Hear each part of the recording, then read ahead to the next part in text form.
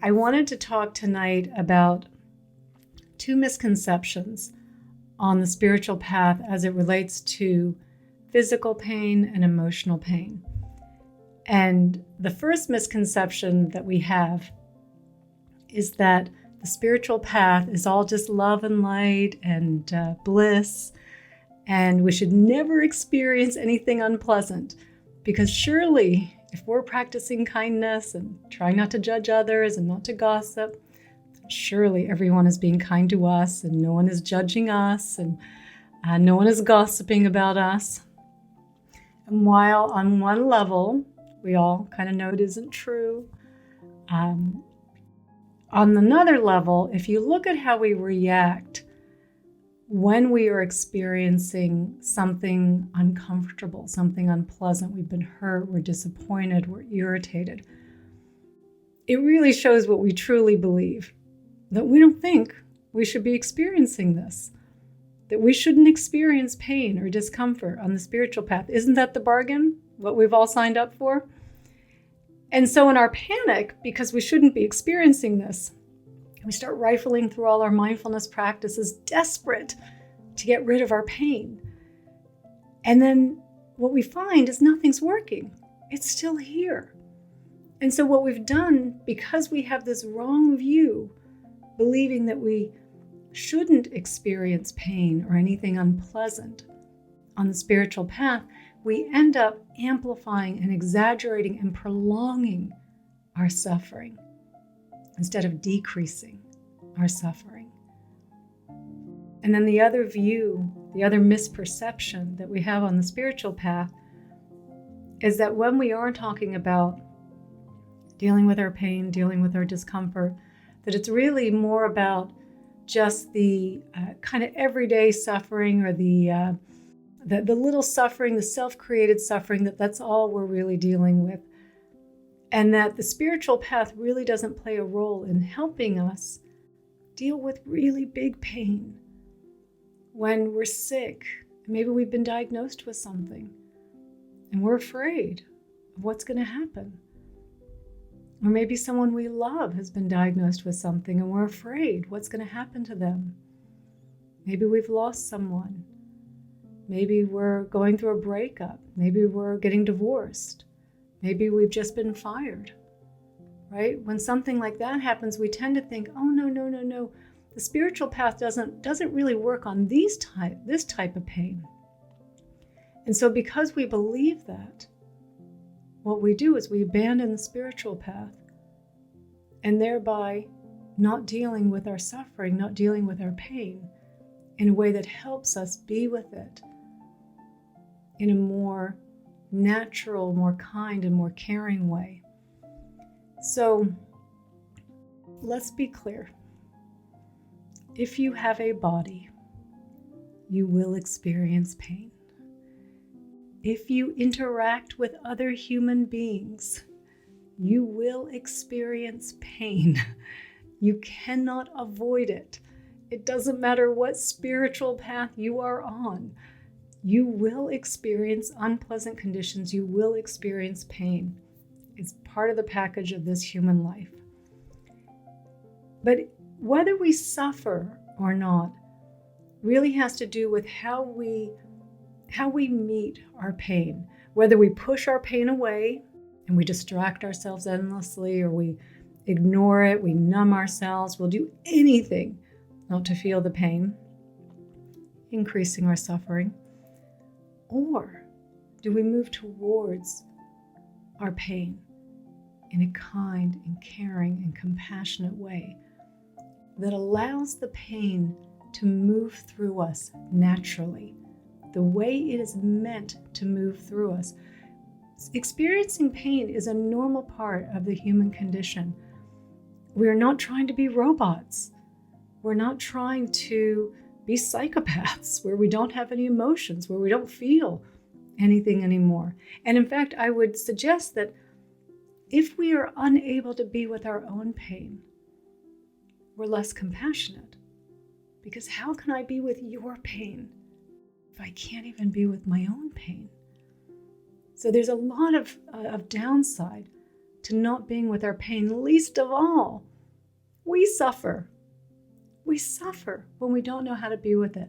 So I want to talk tonight about how to really be, and of course this really applies to the big pain. It applies to your middle pain, your medium pain, your little pain. It applies to everything.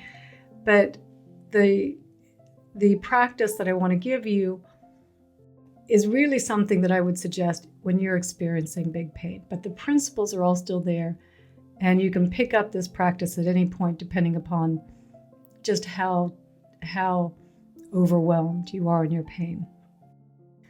So the first thing that we have to do, of course, if we're in pain, if we're suffering, is we have to acknowledge it, right? This is part of our mindfulness practice, to acknowledge when we're suffering, right? To say, oh, this is suffering. This is painful, right? Or I'm in pain, I'm suffering. Not, oh my God, I'm suffering, and like a clinging to our suffering and pain, but oh my God, I'm suffering. Like that's what's going on right now, right? That's mindfulness, acknowledging what our experience is in this moment without judging it, without pushing it away, but just like, wow, I'm suffering right now. And just in that acknowledgement, it gives us enough room, a little bit of space to say, I got to do something about this now. I'm not so lost in my suffering, in my pain. By the acknowledgement of it, I can kind of start to see, oh man, something's going on here. I need to investigate this.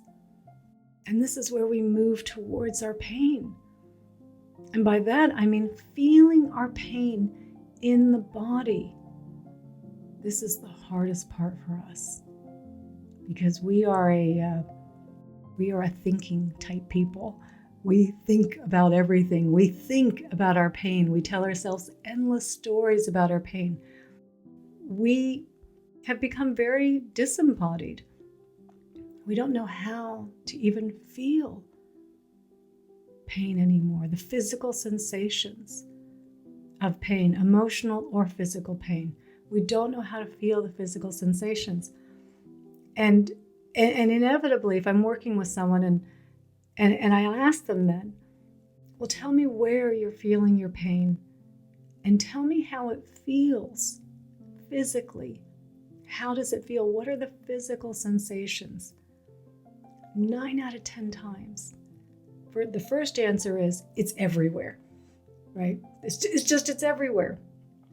And then the next responses are, I feel nauseous, I feel sick, I feel overwhelmed, I'm afraid. That's a story about the physical sensations. That's not feeling the physical sensations, but that's what we think when we're asked to describe it, right? To describe the physical sensations, we go right up into the story about it. So, and I want to have you guys do this with me. This isn't going to be our proper meditation for today, but I do want to walk you through this real time. So I'm going to ask you guys to close your eyes. And I do want you to think about something that happened to you in the last few days that was disappointing. Where you felt a little hurt, maybe angry. You didn't feel like you were being recognized or heard. It doesn't have to be anything too big. Just take a moment to find that memory.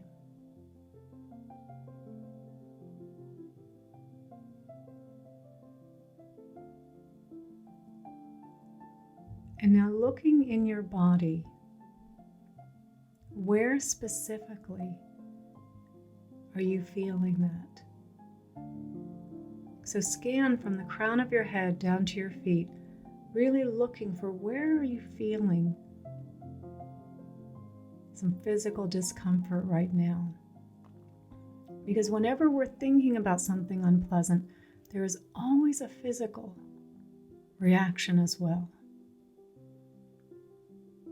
And so bring your attention to where you feel the physical discomfort. And it may not be a big physical discomfort right now, but But just bring your attention there. And you can ask yourself on a scale of 1 to 10, how painful is the actual physical sensation? And the reason that I ask this early on is because just that getting off of the story and just really coming into the physical sensations, what we would have said was a 10 when we're lost in the story, tends to usually drop down to a 9 or an 8. And then we can ask ourselves, is it a heavy pressure? Is it a medium pressure? Is it a light pressure? Is it throbbing? Is it tingly?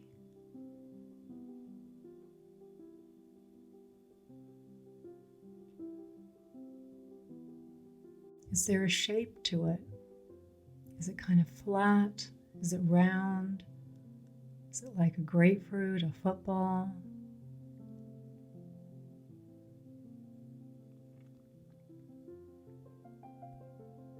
Is the energy moving around?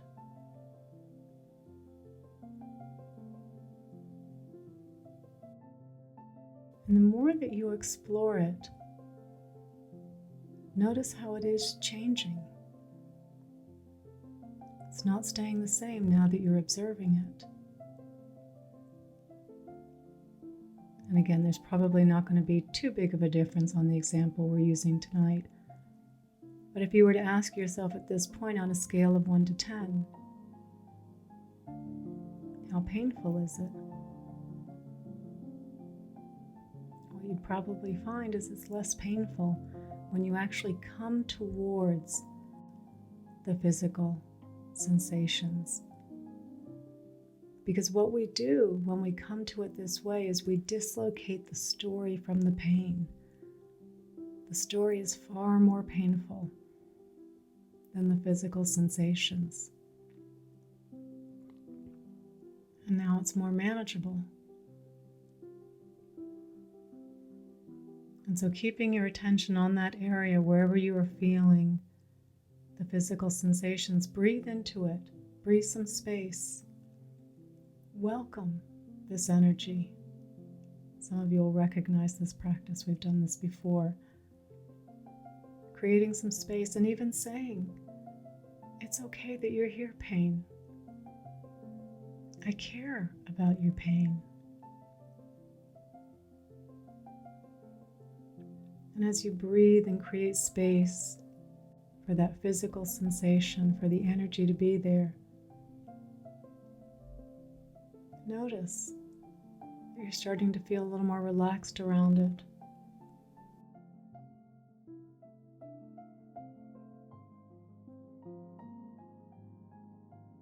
And you can go ahead and open your eyes now. Now, if we're experiencing really, okay, maybe we've been diagnosed with something and we're really afraid, and that pain comes on in a wave, right? When we get to the end of this exercise, it's probably still around a 3 or a 4. It probably hasn't completely gone away. But at least we can be with it in a way that isn't overwhelming us. Because everything is impermanent, and pain included. It arises and it passes away. And sure, it comes back again. But if we're there with it, we're not allowing it to overwhelm us. Even in physical pain, even in chronic physical pain, the intensity is still impermanent. We have those moments where it gets really, really tough, and then it backs off. But we never notice it backing off because we're in the story of the pain. I can't take it. I can't take one more day of this. And this is the problem with the story of the pain. The story prevents us from being with the pain more directly, not getting so afraid of it, not exaggerating it, not amplifying it. But it's also the story that throws us over the ledge. The story of how am I going to handle this later? How am I going to handle this next week, next year? That's what pushes us over the edge every time. We can handle it in this moment. It's the fear of how will I handle it in the next moment, but in the absence of the story, when we're with the actual physical sensations of our hurt, of our fear, of our sadness, of our grief, that we are meant to experience these things, we allow it to move through it the way it was intended to move through us, not get stuck. But we know in our society, you look around and everyone is walking around in pain, holding on to pain, distracting, keeping themselves busy, numbing themselves, avoiding it, anything but feeling their actual pain. Eckhart Tolle calls this the pain body. Yeah, there are so many pain bodies walking around because we don't know how to be with the actual pain. We're with the story, not the pain. And the more that we follow that strategy of just stuffing the pain down, ignoring the pain, numbing ourselves out against the pain, the problem is, it's not that we really make the pain go away. It'll come out, usually in an explosive way that really overwhelms us, that really frightens us. And so naturally we go back to thinking, well, I don't want to feel that again. That was awful. I better really distract myself this time. I better really numb myself out this time because I don't want to feel that again. So when we come to the physical pain, the physical sensations, and welcome them. I mean, they're here anyway, right? It's just we're kind of holding on for dear life, trying to stuff it down. We're not really pushing it away, right? But instead welcoming it, completely changing our relationship to it, accepting it is a normal part of life, regardless of your spiritual path, whichever, a Buddhist, a Hindu, a Christian, you're following law of attraction. Everyone experiences pain. It's normal for us to experience pain. But we need to change our relationship to it so it doesn't overwhelm us every time, so we don't fear feeling pain. It's a normal part of life. Nothing's wrong if we're feeling pain, right? If you got a pain and an ache in your back, or if someone is unkind to you, you should feel hurt, right? That is a normal response. You know who doesn't feel hurt? A psychopath. They don't feel hurt. That's not who we are trying to be, right? So again, when we talk about the self-created suffering, that's when we keep carrying it around with us, where we keep talking about it. They said something painful to us a week ago, and we're still repeating it in our head because we weren't with the hurt. Instead, be with the hurt. Oh, that hurt, that stung, that was painful, right? And be with it, allowing the pain to move through us so it doesn't get stuck. And so that the next time when it happens, we know how to come to our pain in a kind and caring and compassionate way, allowing it to move through us. And again, we can be more compassionate with others if we can be with our own pain as well, and we can help others to be with their pain as well, working with this process, helping them to come into their body and feel it, allowing it to move through us. We carry around so much baggage and pain. We got to deal with it. We got to come towards it. It changes everything for us. But a big part of this for us is that we have completely disconnected from our bodies. We just do not know how to feel in our bodies anymore. We are just constantly lost in our thoughts. So if we want to change that, we've got to come back into the body. We've got to get the mind and the body more connected. in a kind and caring and compassionate way, knowing what to do, how to meet it in a way that doesn't overwhelm us. I mean, that's how we don't fear pain anymore. The story is always 10 times worse than the actual physical sensations.